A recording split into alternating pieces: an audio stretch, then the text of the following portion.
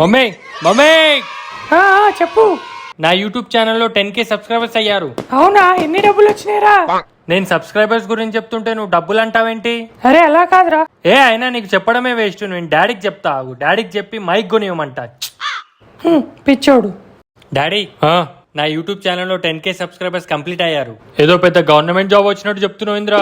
అంటే ఇది కూడా ఒక అచీవ్మెంటేగా డాడీ? ఎందుకేనారా నువ్వు బీటెక్ చదువుతుంది? కాదు, గవర్నమెంట్ జాబ్ లేదా సాఫ్ట్వేర్ జాబ్ తెచ్చుకుంటావు అనుకుంటుంటే ఇప్పుడు లైక్ షేర్ సబ్స్క్రైబ్ అని అడుక్కుంటూ ఉంటావా? Daddy, content creation daddy, passion. అవునా? ఇగో కరెంటు బిల్ కట్టుపో అదే ప్యాషన్ తో. పో పోయి నా పండితుడు పో. సరేలే పోతా. ఏదో యూట్యూబ్ అంట సబ్స్క్రైబర్స్ అంట. ఛీ, ఇంట్లో నా టాలెంట్ని అర్థం చేసుకునే వాళ్ళే లేరు. ఎస్ కొట్టు. వీడికి చెప్దాం. అరే తమ్ముడు. అన్నయ్య చెప్పు. అరే నీకు తెలుసా? తెలుసా అన్నయ్య, నీకు 10K రూపీస్ వచ్చాయంట కదా?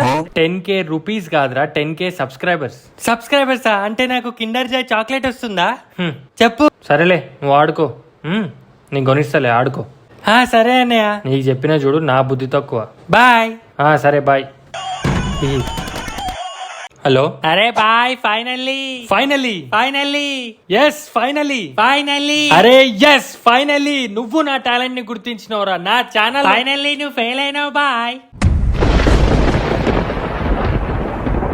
నీవి 5 సబ్జెక్టులు, నాది 1 సబ్జెక్ట్.